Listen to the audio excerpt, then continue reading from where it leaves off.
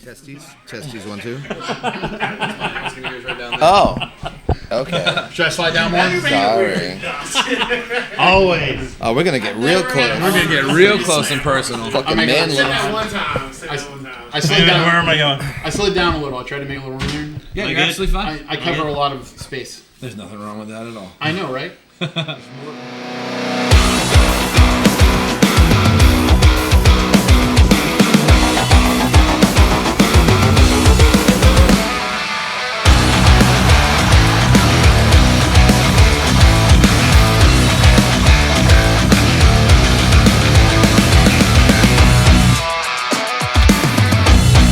Welcome back to the Roadkill Podcast. My name is Laurel. I'm going to be your host tonight. We've got a lot of very fun gentlemen here on this panel with us. We have Mr. Ryan Zarb down there in the end. Zarb, what's up, Zarb? Peace, love, and hair grease. We've got the one and only Mr. Evil Bill, and we have the struggle bus himself, Mr. Dan Pepin, returning guest with us tonight. Hello, Welcome, humans. Welcome to the show, folks. So now you guys have all known each other for a while now, right? Or am I understanding that correctly? Yeah, I've known Ryan for 3 weeks? Moments, yeah. We go way back. Moments. Yeah. It's been amazing. It was a hard 3 weeks, though. It was, but in the time we spent together, it was almost pleasant and almost pleasurable. It was great. So hopefully it'll be better and soon. But I met him through Evil Bill, because Evil Bill I've known actually for a couple years now. We met at Guitar Center. We weren't just two random customers, but Evil Bill was an associate there, and then he became an instructor, and I work in the lessons department, and so we lessoned together, and so that's it. So 3 ball taps later, and they fell in love. Well, you're teaching lessons there now too, right? I am. had me at 2. I'm shaping the youths. I'm shaping the youths of America. One of those youths might be my son soon, because he's getting a drum kit very for Christmas. cool. This will come out after Christmas, so he'll already have it. But surprise! Hey, Actually, Ryan was instrumental in helping. No pun intended. He was instrumental in helping us pick out an electric drum kit for him for Christmas, because I live with my parents and we don't want to drive anybody crazy, so we went the electric drum route. But thank you again for helping out with all that. Absolutely. That was awesome. Pleasure. Yeah. So speaking of Guitar Center and this legacy, Bill, did I hear right? Your dad used to teach over there too? No, my dad didn't teach at Guitar Center. He used to own a store in Connecticut where I used to teach there. Okay. Oh, so you're originally from Connecticut? I'm a Yankee. Yeah, I'm sorry. At least he knows. At least I'm not it's important to be Canadian. self-aware. Damn Yankees. I hate Yankees. Isn't that a band? Wait, where are you from? Well, Pennsylvania, New York, Oh. Wait, where in Pennsylvania? I was born in Allentown, Pennsylvania, Okay. by Easton, PA, Gotcha. and I've lived in Pennsylvania, New Jersey, Rhode Island, Massachusetts, New York, Kentucky, Indiana, North Carolina, South Carolina, Nevada. I think that's everything. That's a lot of East Coast and then a random Yeah, West. we went out there and went. This is a horrible idea, and came back. And I did the same thing with California. There you go. But and I spent the last 13 years in New York. Okay. So a lot of New York. New York's awesome. Where in New York?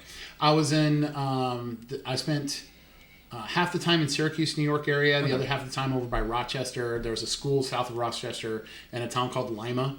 Elam Bible College, and when the college was in session, I'm pretty sure the town population doubled, and it was a little town. There was a little college. My dad's from Rome, New York, so that's what Yeah. I meant. A lot of people say New York, and they mean like Brooklyn, and I'm like, no, like where in New York? I did spend some time. I was at New York School of Urban Ministry, which is in Queens, Astoria, Queens. So I spent some time down there too. Man, we got a lot of Northeast here tonight. Yeah. I spent most of my life in Bellingham, Massachusetts, and that's famous for being next to Franklin, which has the first library ever in America. Oh, really? You're very welcome. Lima, New York, actually is famous for I think it's the Lima Hotel, has the largest men's urinal in the world. Yes, largest men's urinal. It's fantastic. It's fantastic. I don't know from experience, maybe, but multiple people could urinate at the same time. Not a trough, like when you go to the when you used to go to the Carrier Dome and there's a trough. There's just a trough, and there'll be like 20 guys lined up at the trough. Don't cross the streams, I love how Bill looks like he's envisioning this. Like it's a distant memory. I'm just hoping there's not an electric fence involved. It's true. Go look it up. Lima, New York has the largest, Guinness Book World Records, largest urinal. I'm saying. I'm actually going right now. It's warm. In the great one, it was right down the street from the Bible college. It was like, what do you do when you're not studying the Bible? Well, we go look at the largest urinal in the world. Imagine it had a cake like this big. Did you ever think about scuba diving there? Be honest.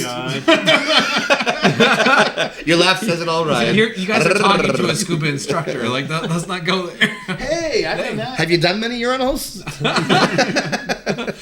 Plead the fifth. Your silence speaks volumes. Scuba story. I've got a scuba story. I know, right? All right. So I was we were by a dam. We had to get our we were getting certified. Instead of going to the ocean, we went to this dam. Mm-hmm. You know, it was deep. It was a military academy in South Carolina, and we went in and we were buddied, so we were like tied to somebody else, like you know, whatever, because it was kind of dark and you couldn't see a whole lot, and you had to go down for a certain amount of time. And I came around like this, and there was very little visibility. And all I know is, and it could be in hindsight, this might be slightly exaggerated. I tend not to exaggerate. Okay, I exaggerate. But I turned around and there was a catfish, and I swear the mouth was this big and the whiskers was this big, and all I did was go, and then I jumped up, walked on water. I didn't care how many atmospheres I was down there. I was out of the water, dragging this poor guy with me. And he's like, because I was pretty sure that catfish was going to eat my head. But anyway, I'm sorry. Well, there's legends of catfish that have eaten people, not living people, but like graveyards that flooded in like the mountain rivers and stuff that flooded into the towns, and the bodies floated downstream. So there's these monster catfish that have like eaten the human bodies. Wow, this went dark quick. You look at it, it's like river monsters. They do a whole episode on that. I'm talking about Walk on the Water. He's talking about corpses floating. I don't know, man. Whenever I hear catfish, I think of that place, Catfish Country. And I don't know, but the one time I was there, I had the worst food I ever ate in my life. So I don't hate to shit on anyone's business, but fuck you, Catfish Country. That shit sucked. For real. Every time I drive by, I tell my wife, that place. And that's an edit point. Yeah. you can edit that one out. The comments made by Dan Pepin don't necessarily reflect the feelings of the... Yeah, that one can go, but I feel that. That's the most truth you're going to get out of me. That was honest. Sorry. Sorry. I can't help myself. Honesty. Wow. So, Bill. I feel like Silent Bob between these two guys. I'm trying to get the good juju back. No, you got to get going from Evil Bill to Silent Bill. And then we did that. Oh my gosh. Now we're going to have copyright problems. I was like, oh boy. We're going to have to edit that too. I have to flash across the bottom of the screen. We do not own the rights to this music. Yeah. So you had a question. I was just trying to remember what it was. Okay. Evil Bill. Yes. Where did you get the name Evil Bill? Oh, God. Let's see. That was like 18 years ago. When I was in New York. In prison? Not in prison. I was playing with a Black Label tribute band. Not in prison. And Zarb's got some basically fantasies. Everybody that was like in the crowd and part of the group, and this was like this Black Label. Stop interrupting me. This was like the Black Label tribute band. In fact, all the members of Black Label Society would come in and watch the shows and sometimes get on stage with us and everything. And they would always say, "Bill, you're such a nice guy. There's no reason for you to be in this band. We got to make you tougher somehow." And so one of them started calling me Evil Bill. Okay. And the next thing you know, it just started going around. Everyone started calling me Evil Bill. Next thing you know, at all the shows, people started calling me Evil Bill. I moved down to Florida thinking, yay, I'm going to get rid of this Evil Bill mantra. Good guy Bill now. No, it followed me all the way down to Florida. And it's like, I don't know, people that really know me will just like yell out, "Hey, EB," and I'm like, I'll respond to it because I've gotten so used to being known as Evil Bill. Yeah, but that's kind of a good problem, though, right? It's now just like a brand. The worst is that I named the band Evil Bill, and me and my wife were at Disney the other day, and they're like, "Bill!" I'm like, "No, I'm not Bill. I'm not. I'm the struggle bus. Evil Bill's the other guy." Well, so that's kind of segues into my next question. How'd you earn the name the Struggle Bus, or is that something you picked out to go with Evil Bill? That's initially what I wanted to call the band, but there's already a band called the Struggle Bus. I'm like, Evil Bill and the Struggle Bus. That has a good ring to it. Okay, fair enough. The rest is history. Yeah, we can get away with calling ourselves the Struggle Bus by putting the Evil Bill and. Well, you had a cool nickname. At least you weren't Sasquatch. That's true.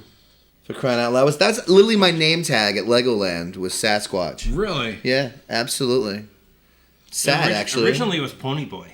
It was Pony Boy, yeah. Well, I'd 'Cause say he- I'd he rather would have come in- Sasquatch than He would Pony come Boy. in to work with a pony. But then tail. we were doing an install on the beach, and I had these gigantic speakers. I'm like carrying them over. I'm like, that's a Sasquatch. And I'm like, cool. That's what I get to be now. Yay. Well, I mean, late better night installs. Sasquatch than the Florida version of Skunk Ape, Oh, no, that's awful. isn't it? You've never heard this? No. Oh, yeah, So the Florida skunk has their own version of Bigfoot or Sasquatch, and it's called the Skunk Ape. ape. Isn't that just like an escaped orangutan from like Busch Gardens or something? That's what I heard. I don't know. I'm new to Florida. okay. I do not know. My wife. How long is have you the- been in Florida? So I lived in Jacksonville for about 2 years, and then I've been back here for about 2 years. So a total of 4, Oh, gotcha. but with a 6-year gap between. I've been here almost 16 years, and I'm still shocked at some of the people. I never even go to Walmart. I haven't been to Walmart in years. I got so terrified by my last Walmart experience that it was like a dude in a cape. Like, what the fuck is going on in here? Yeah, but then again, That guy's not there every day. every place has like negatives. Like when Zarb we were, only goes on Wednesdays and Mondays. when we were in New England, it would get so cold That was that me. I'd close the door to the tour bus and the door would fall off because the hinges had froze. So I pick up the door and I go into the other door and I open that door. That door broke. I'm like, okay. So I drove to Sears to see if they could fix it. And the mechanic looks at me and he goes, so how can I help you with your van today? I'm like, bro, if you can't fucking figure out what's wrong with it, with 2 doors missing, I got nothing for you. You know what I'm doors like, in really? behind you. Years. What Like- seems to be the problem? I don't know. Well, yeah, my dad worked at Sears for like 35 years or something. So like I paid nothing to do that. But I mean, I didn't even know they had an automotive. the guy that was the mechanic looked like he, brushed his teeth with a brick and combed his hair with a dirty shoe. You know what I'm saying?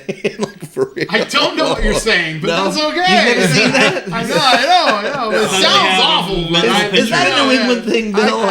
I grew up in a Sears household. I mean, I grew up with Tim the Toolman Taylor, and Sears was like the epitome of like. Dude, the Wish book. Did you ever get the Wish book? Oh, yeah, They the had Wish book, that was guitars. great. They had the Court guitar that had all the Yeah. effects. Yeah. I was like, that guitar is going to be fucking amazing. And then you play it and like, that guitar is a piece of shit. Has 1,000 good sounds.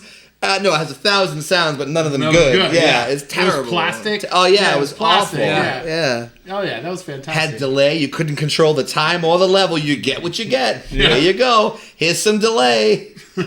Gosh. The Wish book. The Wish book was great. I love the Wish. It was like that thick. It'd show Yeah, up, for real. Yeah. You know? You picked out all your toys that you weren't going to get That you for the were- next yeah. year. Yeah. Had all the Transformers and G.I. Joe with Kung Fu grip and everything. Your mom was like, sorry, you can't have the toy. We gotta pay rent. Just circle Was what that you just want. me? Yeah. Circle what you want. Circle what you want. I'm in the Circle what you front. want. I'm in the front looking at the lingerie going, I want her. I wasn't gonna admit to that, but I totally. Here I am writing letters to Santa. Santa, can I have this? Thinking Santa's a dick. It's my parents going, yeah, no, you don't get this. But I want the shitty chord guitar, Mom. Right. I want an effector. I was talking on a previous episode about how when I was in high school, I was in a metal band, as every high school kid was, and we had a show we opened up for Mushroom Head in Virginia Beach. It was probably the highlight of like my performing. That's one of the masked. Yeah, well, dudes, it yeah? was a wild night. Yeah. But and we got one of my band members had one of those first act guitars, if you guys remember that like crappy Walmart brand. And it was just a stage prop. At the end of the show, I was supposed to put my guitar away, pick that thing up, and smash it on the stage. And I picked it up, and I went, it's a shit guitar, I can smash it.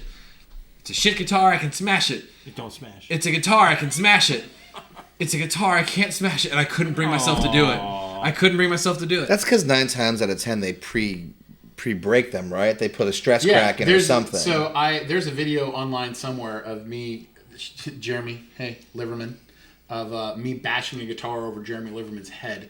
And what we did was, it was an acoustic guitar. And so we drilled a whole bunch of holes in Jeff it. Jarrett style. To weaken it, make Yes, less of a Jeff blow. Jarrett's style. Slap We nuts. drilled a bunch of holes in it. Right? And we made this little video, and like, this is what happens when you're sleep. When I find you sleeping in my office. And I went, boosh! And even with all the holes drilled in this like old crappy piece of junk, like, You knocked him I mean, stupid, didn't you? Yeah, and it didn't really go through. And That's amazing. and then what I didn't think about was then you got to get it off his head. Well, now it's like stuck on his head. It's like scraping his flesh off as you're getting it off. It's like, I'm really glad I didn't. I'm so sorry. He's like, just do it. We We broke the guitar, but I can't have kids. That's I'm really amazing. glad I didn't smash it. One of the other thoughts that I had is knowing my luck, I'm going to hit the edge of this stage and try to break it. Part of it's going to snap off and come whack right back in my face. It's going to hit me and hurt. So I'm glad I didn't do it. But holy shit. I've never purposely smashed a guitar in my entire life. Is that weird? Yeah. No, I never Well, have Have either. you? It doesn't. Yes, I have. You have too?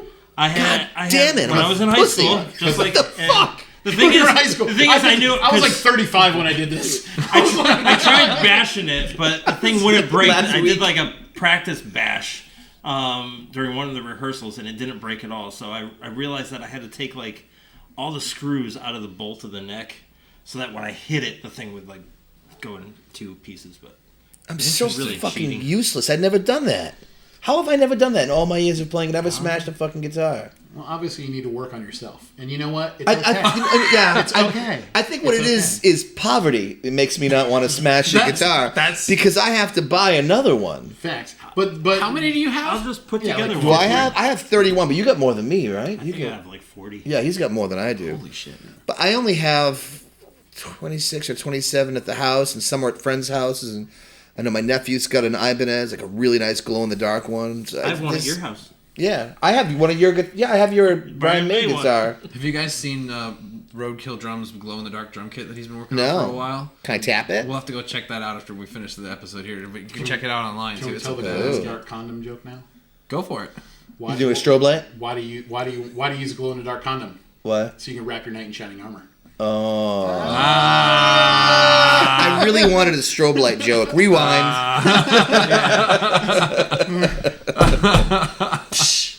Oh my god. I'm gonna love making that a clip. That's awesome. Let's not do the Catfish County thing. Yeah, no, that's not going. I want to go on That's record not with gonna- that. Let's not do that one. Yeah. That's not going to see the light of day. But you know now, so you know. I know, You and I know. wasn't You gonna got go the there. dirt for later. Yeah, I do have the dirt for later. Womp womp. Womp. But so let's get back into music here a little bit. I just went to see you guys with Legacy Rock. You guys did the Eric Clapton tribute. Classic Phenomenal Rock show. Legacy. Classic Rock Legacy. That's what it was. Presents. Yeah, that was a phenomenal show. You guys Oh, did thank a really you. good job Oh, with Eric Clapton thank you. stuff. I really enjoyed that. We got to get some videos and pictures of it. You guys will get that fairly soon. Yay. We're working on all of it right now. But you've seen some samples so far. But I have. yeah. We've like eat, slept, and breathed Eric Clapton for so long because all the other shows that we do are ones that we choose, but the Yeah. theater wanted us to do Eric Clapton because no one in their area was doing a Clapton show. And then we realized I don't know many Clapton songs, so we deep dived and we did a lot of the stuff from Cream and Derek and the Domino stuff, which I think is the best of all the stuff that he's ever done in his career.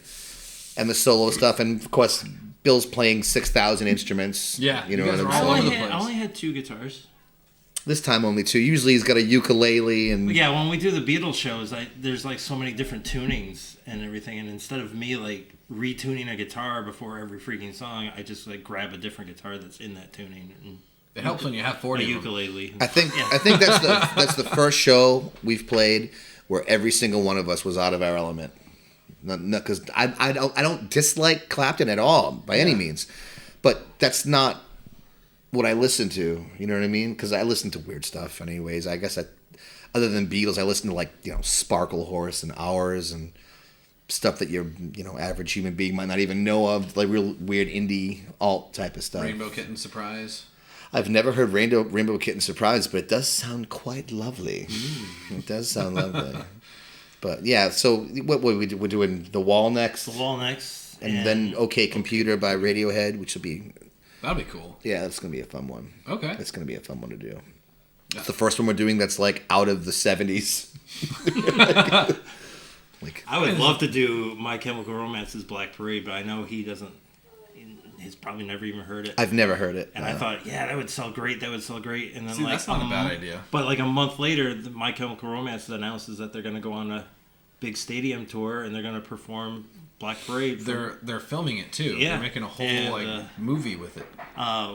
we checked online for the cheap seats and they're like $300. Yeah. And I'm like, good God, because my daughter and I went to go see it the first time when they originally toured with the Black Parade. And we saw Muse and then Rise Against, and then it was My Chemical Romance. And they did the Black Parade from start to finish. And then they were all done, and then they said, Thank you. We are the Black Parade. Stick around for My Chemical Romance. Curtain comes down. Lights don't come on. So we're thinking, okay, they're going to come on, do an encore. 30 minutes passes by. I'm like, what the heck's going on? You know, it's like, what's taking so long? Curtain finally comes out. The whole stage is completely redone. They all come out wearing like all the stuff from their three Cheers for Sweet Revenge, and they played almost everything from the first 2 albums. So it was like seeing 4 bands that one night, and it was the greatest show I'd ever seen in my life. And I was so excited when they said, "Oh, they're coming to Raymond James Stadium," and I'm like thinking, "Oh, it's been like almost 20 years. Yeah.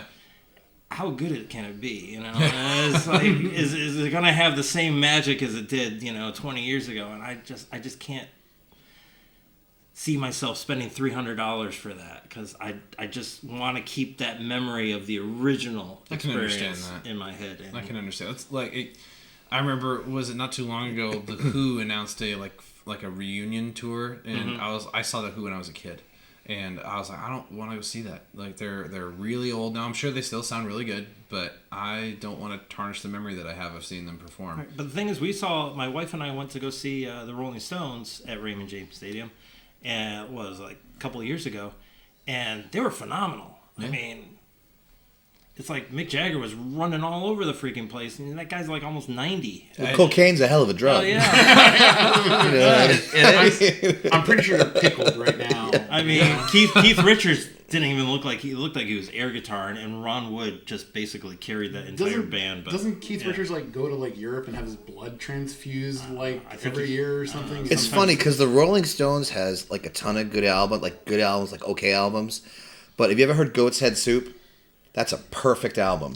From beginning to end, Goat's Head Soup is... And delicious. Use a penguin, motherfucker. Goes well with the Chianti. Yeah. Fava beans. Yeah, that's one of the bands we didn't... Classic Rock Legacy hasn't even talked to doing, because there's so many people that do it. It's just like... I mean, that's fair. But nowadays, though, you can say, I like, what you said about, like, you don't want to go see some, like, a band that you have great memories of, right? So, but now you can at least kind of get a preview online, because I mean, I remember going to see Guns N' Roses live and Metallica live, and now you get a little YouTube Metallica was really, really good live. Yeah, I'll give them that. Now you get a little YouTube clip of like Axl Rose singing, and you go, Yeah. Love you, dog. I'm going to just let that slide. I'm going to keep that, what I have. But then, like a couple years ago, I saw Frampton live. Oh, Frampton's and Angels. it was like, are you kidding me? Yeah. Like, that was going to be the next point that I made, is like you do kind of have to do your research, because some bands and some artists, they get better as they even into their golden years. He was so good. It's like I heard Johnny Cash was that way. Like, he got a lot better as he got really old, and maybe he wasn't dancing around the stage and having the. He had like a perfect producer doing his stuff. Yeah, wasn't it Rick Rubin that did his stuff at the end? Because he did like Nine Inch Nails stuff. Yeah, he was doing the 9 Inch Nails stuff and everything. Was it? I mean, Johnny Cash could have whoever he wants. He's a talented guy. That's true. That's true. That's one of those guys where, like, even if you're not into country, you're probably gonna enjoy listening to it regardless. Well, because he wasn't really not by today's like moniker of country. He wasn't country. By today's moniker, he would have been more like what, bluegrass folk, maybe.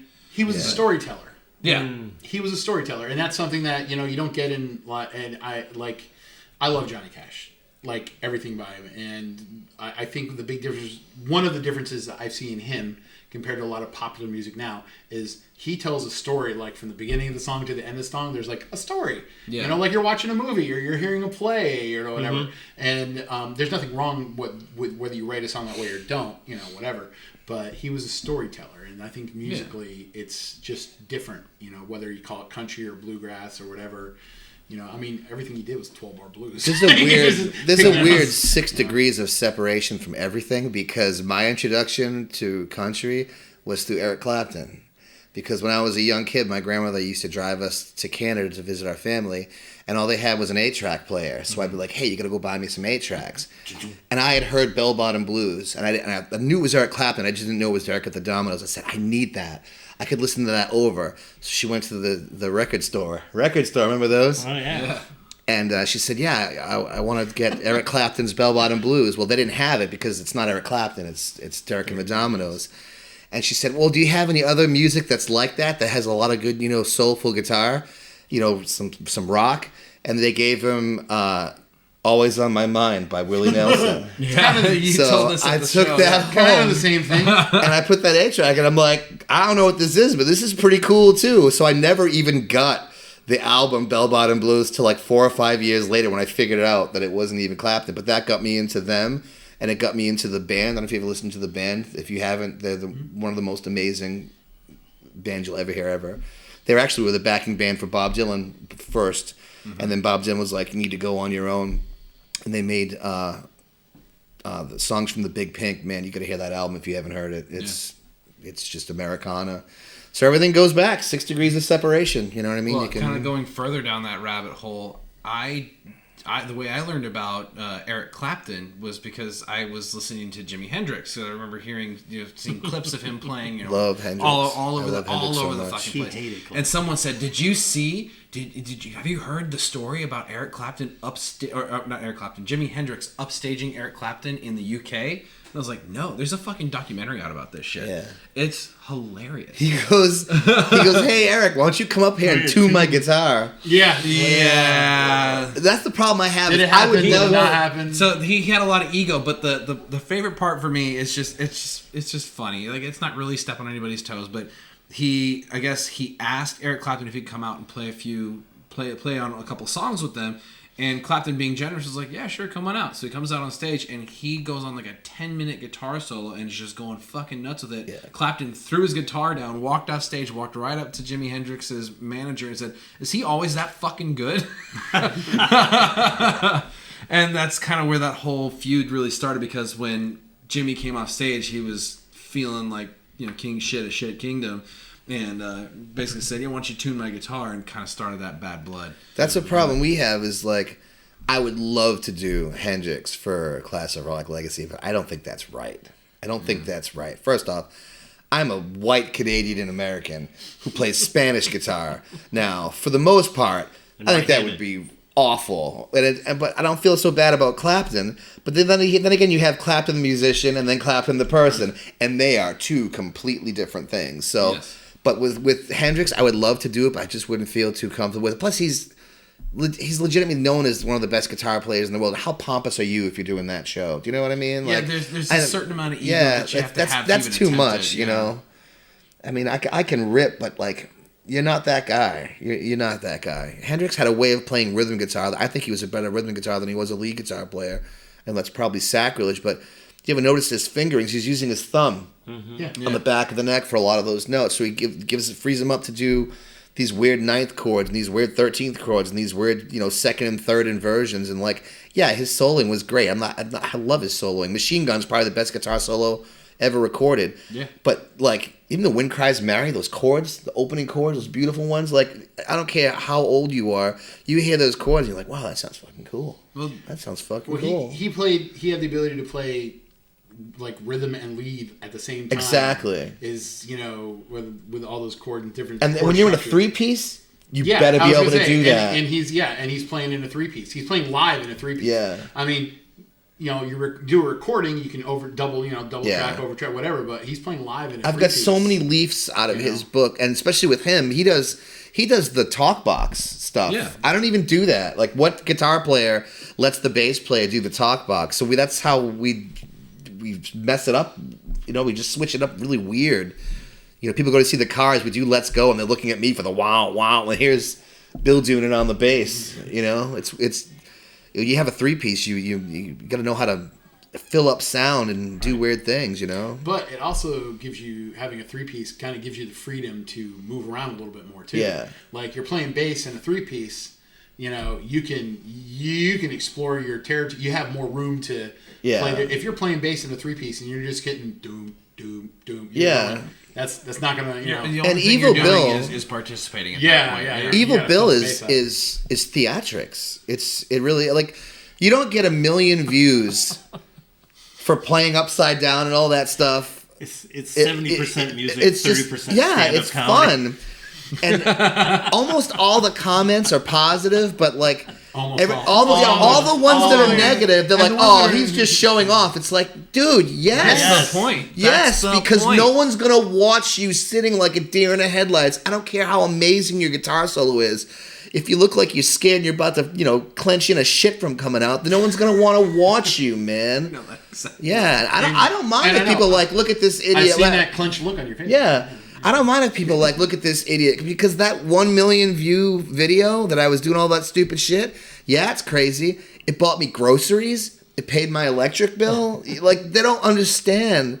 People don't want to watch you stand still. It's boring. And plus, we were on a big stage for that. So the people far away, if you're playing for thousands of people and they're from the back and you're just like this, you could blend into the background. They don't see you. Yeah. But if you're playing upside the fretboard, doing all that weird stuff, it brings people in. Like, what the fuck's this guy doing, So you got to take the good with the bad. Yeah, you're going to have some people that that guy sucks. He's not really playing. But who cares? I don't care about you. I care about milk and eggs. I like to pay my bills. Do you know what I mean? Legitimately. There's nothing wrong with that. And I'm with you. we make no bones about Evil Bill. We are Spinal Tap. We do sweep arpeggios in what's that one? Hotel California. Hotel California. We do the whole solo at the end because you can't harmonize it with only one guitar player. So instead of harmonizing, I just do these Ingve sweeps and all this Speaking crazy of Spinal stuff. Tap moments with Evil Bill, the last show we played, I had a microphone on my stand. Of course, I have to do the talk box. And to do the talk box, you have to put this freaking tube inside your mouth. Daddy. And yeah.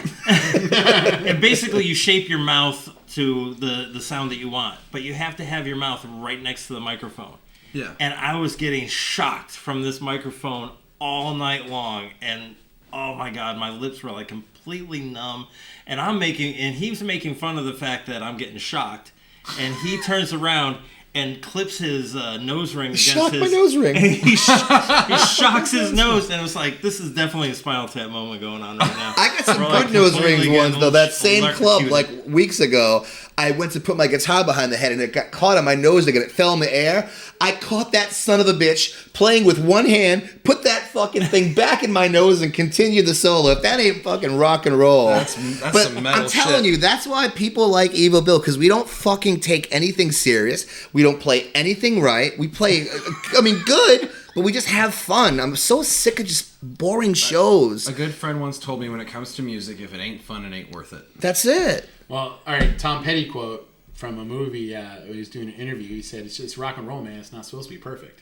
Yeah. And that's, if you want to hear perfect, then just don't go to the show. Just hit play on your freaking iPhone and tell Siri to play you a song and call it a day. But if you want to hear an interpretation, something fun, and be entertained, go to one of their shows. It is an entire universal difference between a recording artist and a performing artist. Those are two very completely different things. You'll see some people that are great recording artists. I think who's the band? I can't. I'm blank. Mine's going blank right now. Mine's going Toto. blank right now. Toto is a great recording band. And I was like, oh, this would be a fun song to go see live. And I did my research and I watched a video and I went, this is not going to be a fun song to go see live. Because they're a recording band. And that's great. That's a great craft. That's a great thing to be very good at. But then there are other people, it's like Def Leppard. I love Def Leppard. I went to a Def Leppard concert. Holy shit. I went from liking Def Leppard to loving them because I saw them perform those songs live, because that is a performing band. And there's just a difference between the two. And if you're not having fun, it ain't worth it. And it's rock and roll. It's not supposed to be perfect. But Evil Bill, we're like a three-piece band, and to say, okay, you guys are going to be able to play Hotel California the exact same way that it's on the record, impossible. there's no way. I get it. So yeah, it's I'm like with you. we're gonna completely destroy it and just make it our own. And same with Men at Work, we do that Down Under. Who Video Can It Be Killed Now? the Radio Video Killed Star. the Music Star. We do all these 80s songs and we just completely. And we have Nothing like we that. have There's a original lot of- material as nothing like well. that So record. it's like, yeah, we're serious when we're playing our original material, but the other stuff, it's like, Well, you're serious about playing all of it. It's Yeah, just that it's it's just- not none of it that you're just taking for granted. It's just a matter of there's a reality that there's no way you're going to do the Eagles would have Right. on the recording, and there's 10 guitar tracks, Yeah. and there's Yeah. a couple bass tracks, and the drum, and there's all these there's like 5 vocal harmonies. There's no way you can reproduce that just 2 or 3 people. Well, and so so you've it's got to impossible. I'm gonna take some liberties. I'm gonna wager here. I haven't done my research on it, but I'm gonna wager that even the Eagles doesn't do it the way that it's done on the album. They use when tracks. Play live. They use tracks. They use live? tracks. Yeah. Yeah. They use That's what tracks. everyone does. Tracks. Tracks are evil. Not your evil. Not you evil.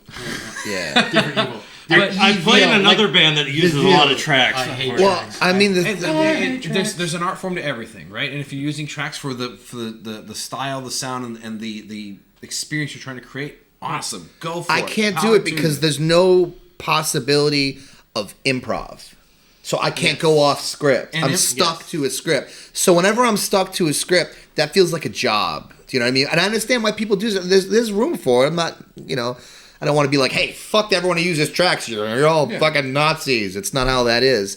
But if you don't I am have, German. Let's do that. if you don't have the strings or something, and there's a string part and you're using it, I get it. But like me personally, I like to push the envelope as far as like go off script. Like when we did Can't Find My Way Home, we did like a Freebird version of Can't Find My Way Home at that. You saw you guys, No, he was we there. went long. Yeah. But the thing is like there's such a nice build up, and the crowd like they think they know what the song is. Like it kind of sounds like it, and then once you get that first lyric out, you saw everyone started flipping out because they know the song, but you kind of lead them to believe it. Yeah. You can't do that if you're stuck to a track. There's Well, no way to change the there's- dynamic. Your dynamic is preset. There's the, Oh, well, I was thinking even if the song has strings in it, so you want to put the strings in, so you play the track. I still am like, I just fundamentally disagree. Like, so there's no strings.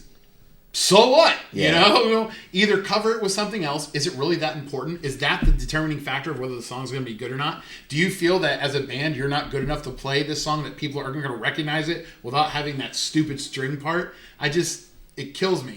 And once again, if you're going to use a bunch of tracks and it's that important to have that string, and I agree with you, is why just hit play? You know what? We're not even gonna play your instruments. Boop. And the funny thing is, Milli Vanilli got in trouble for doing that. Now everyone does it. Yeah, that's true, but so there's 2 sides to every coin, right? And there are some songs out there, I can't think of anything off the top of my head right now, but there are songs out there that it's like forbidden to touch or deviate with it because it's like the iconic song for whatever it is. Off the Like top of Hotel California? Who was that guy? Who was that guy we were talking about? Who they had to cancel their whole show because he forgot his laptop? Do you remember that guy? Sebastian Bach was making fun of him. What the hell is that? Ronnie Radke? Not Something? me. I don't know who. Falling in Reverse, the guy's name is. Apparently, he forgot. They had the laptop crash. They forgot it, and they canceled the show. If you have to cancel the show because you forgot your laptop, you're a dingleball. What the hell's the matter with you? Well, once again, Like, it's what the are you- difference Do an between acoustic You should show. coin that phrase. it's a difference between. We need to come back to Dingleball. Okay, it's a difference between you got me. But it's the difference between like, do you want to hear do you want to hear live musicians? Do you want to hear just one like ball? No, it's singular. Anyway,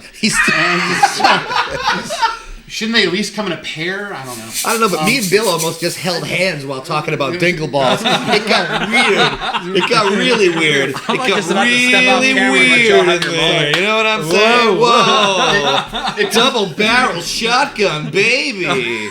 I'll be here all week. I also give lessons. Send me your kids. This is falling off the rails. That's not going to be in the video. It's the same thing of like we were talking a moment ago of like what's the difference between a live performance of live musicians doing your interpretation of a song. You could make the argument that every single song that you play, if you're only doing a 2 or 3 piece, up there, almost every song, even that like a Hendrix song that he plays live with a 3 piece. In the studio, he recorded and dubbed over things. Everyone did. Yeah. It's not no harm in that. It's just what it was. So when he played live, he didn't sound like the recording he made. Yeah. Because it's different. Aretha It's a Franklin different and thing. Blues Brothers, she couldn't do the lip syncing because she sings it different every time. And Every she had time. a super hard time with the producers because they're There you like, go. why can't you do this? Why can't you Right. do this? So I just I have yet to see a situation, in my opinion, and I've dealt with it a lot. And all you people that see me that play tracks that you played with, you already know because every time one comes up, I've told you this sucks. So no secret. Have you ever seen me no. on my solo gig when I'm playing the Spanish guitar? I haven't gotten to see you live. So how I do it, I have a Sam Jam snare drum attached to my guitar, and I'll loop a beat, and can't do a bass, but I can do a tenor line. I'll loop the tenor line, and then I'll play on top of that. So I'm not using tracks. I'm creating it as I go. That I think is cool. Yeah. Because you're doing it on the spot, and it's a looper. I'm not like faking. And the other thing about using tracks is it never is going to mesh and sound natural with the instrument you're playing. Like if I do the looper, obviously it's going to sound natural because it's coming from that same instrument that I'm playing. But you get something that's been mixed and that it's got 1 kilohertz is here and 100 kilohertz is here. I tried using tracks at a gig, and I was like, I'm using these tracks. And I was like, I'm going to do this. It didn't go well. So I was like, oh well, so now I do that again. I did tracks for years. I was writing like 80s style rock, like 5-band piece songs by myself, and I was having a really hard time finding anybody to write and play with that would take it seriously and actually commit. That was the hardest thing for me for the longest time, was finding anybody that would play and be committed to it. So I would just, in my home studio, I would record every single piece to this whole thing and create my own tracks. And then I went out a few times and just played over, muted out my vocals and my guitar that I wanted to play live, and I would play the track behind it and play my songs. And it was fun because I kind of got to pseudo have that band experience, but you lose everything about live performance. And there's something to be said about playing with tracks. If you're trying to create a specific kind of environment, a specific kind of moment, power to you, whatever you want to do. But the art form of live music is to have that improv, is to have that. You guys did this really well, where you created a fade out on stage. That was stupid. We rehearsed the shit out of that. It was a little corny, but it was fun and it was involved. But you can create that with sliders. You can create.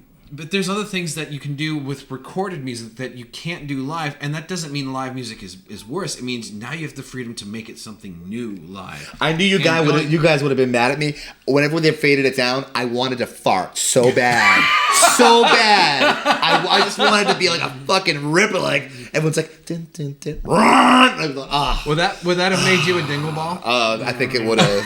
You ever have a fart you just can't trust, and you just No, that's. I've had a few. Yeah, like going off sides. Yeah, Like, Ever had one where you fart and you have to like, oh, excuse me. You lost the bet. Yeah, your paint. You now you have to go in the bathroom, throw your underwear out because it's done. See, I was going to make a point I about did Dark Side of the Moon. I did that once in it was a sicko in Bellingham, Massachusetts. I lost the bet, and I was like getting soda. I'm like, hey, where's your restroom? And yeah, they have a pair of 16-year-old Dan's underwear. They have your DNA. Yeah. Listen, there might be another me hanging around. That's how the government got it. So my nephew Saul. Hi Saul. I know I'm coming. So Saul. He works at a prison. You thought about Saul after my dirty undies? Wait, this is good. I know. And then said he was coming. He's coming. He's coming. Then he said he was coming. He works at a prison. God. I thought of dirty undies. You see the correlation? Prison, dirty undies. Cornhole. Running naked backwards. Get your mind out of there. Running naked backwards through a cornfield. So he's he's working at the prison. So he goes to the bathroom. He's a corrections officer. He goes to the bathroom. He drops a deuce, and he uses the last of the toilet paper. Now he goes back out to his little guard station and where he's talking to his sergeant. And now there's toilet paper right there, and he's like, "Hey, I should take that to the back." He thinks about it, but he doesn't take the toilet paper to the back. And then a few minutes later, they have to do count or do whatever they have to do, and the sergeant goes, "I'm going to go to the bathroom." And Saul doesn't say, "Hey, you might need this." Nothing. He just goes, "I really hope he's going to do a number one." Right? And so the sergeant goes in the bathroom, and all of a sudden you hear from the bathroom. It's a weird thing to hope for. I know. Lord Jesus. I hope you please. Please let me. Number one. Let it be just the front. Number one's a lot of fun. You don't have fun on number two. He inevitably hears the echo of the Taco Bell burrito echo chamber. Dropping bombs like platoon. Vibrating through the floor of the low megahertz like a subwoofer. Just turn that bathroom into a gas chamber. Oh, yeah. Now, and he doesn't go to the bathroom, knock on the door, and go, "Hey, Sarge, there's toilet paper out here for you." Nothing. He could have gone on the radio and be like, "Hey, there's, hey, Sarge, there's 1054s by the door," which is just code for there's papers by a door to pick up. Nothing. He just leaves it alone. He walks away. Now, that's not the best part. The best part is Saul then decides, like, you know, an hour or two later when they're calmed down, they're sitting there talking and nothing's going on. Yeah, by the way, I know you went and you know, when you were going to the bathroom, I could hear what you were doing in there, and I just want to let you know that there was no toilet paper in there. So, you know, that's my fault. The toilet paper's right here. I didn't restock it. So this guy is a prison guard, and I don't know if he's going commando or if he's got one sock on now. I don't know what the situation was, but he said he handled it. I don't know. And all I know is that is not what you tell your sergeant. Hey, Sarge, by the way, the reason why you're mud butt right now. You had me at waiting for number one. You had me at hoping for number one. I'm just wondering about. I handled it. I handled it. Why are you giving a ball grab? Dingle ball. Yeah, that's a dingle ball situation. I caressed the nuts. Just saying. Anyway, sorry. That went off script pretty quick. I was going to say something about Dark Side of the Moon, how we have to use samples for a lot of that, or else it doesn't sound like the album. But, you know, hey. Prison pooping. Bear bum. The thing about I think we just found the title for this episode. Samples are different than tracks, though. Someone has to actually, You know what I mean? The samples that Jess used were really smart because when we're playing synced Dark Side of the Moon to Wizard of Oz, certain things have to happen at certain times. Yeah. So she had ways to reel us in if we went too fast or too slow, and we could watch her. That's tough. That was a tough deal. That was the most difficult show I think we've ever done. because I'm watching Jess and the movie. I know. There's a video of it, right, where we're doing all of time. It's on YouTube, and you can see like the video comes on and me and Bill at the same time go, that's Judy Garland. Oh, wow. Yeah, it was something. Fun. It was definitely something. Are we going to talk about how Glenda was like a horrible person because the whole time she could have just been like, hey, where am I in Oz? Just click your heels and go home. But no, she sends her on a trip. There's flying monkeys. There's an evil witch. She sent someone to murder. Oh, you tell me? Didn't SNL go murder my friend. Are you telling me that bitch knew right away how to get her home? I'm telling you she did. That's some bullshit.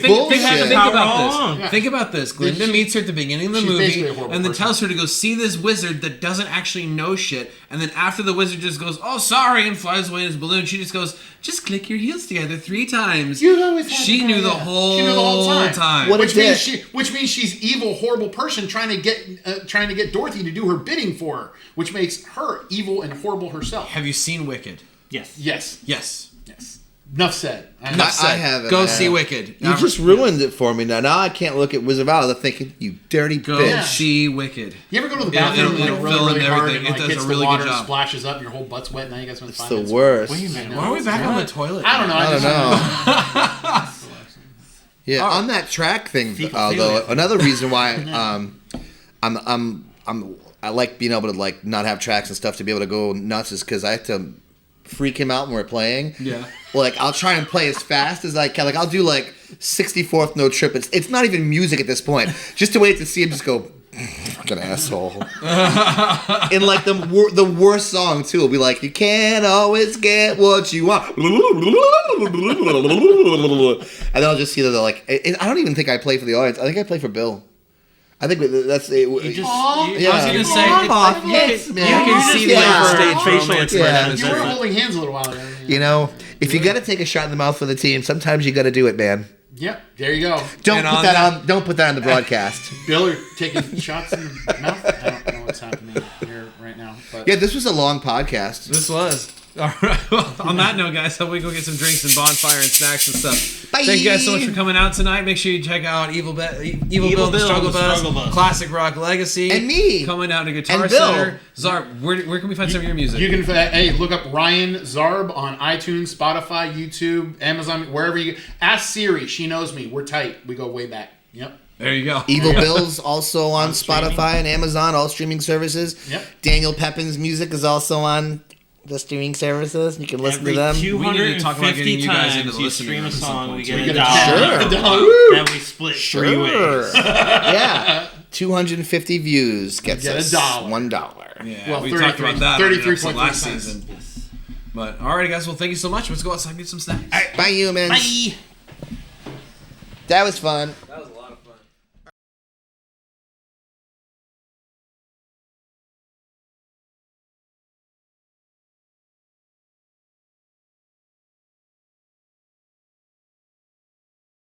I've had an interesting life, and I've known a lot of mothers. I've never been one myself, but I've seen them in action. I've been really blessed. When I was born, and I was immediately put up for adoption as a foster child. So the first mother of my life was my biological mother, who I've never met, who had the courage and bravery to let me go, to give me what she thought was the best chance I had. So that's the most loving and amazing thing she did. And she's only done one thing in my life, and it was save it. So thank you to her. Sorry, emotional. So.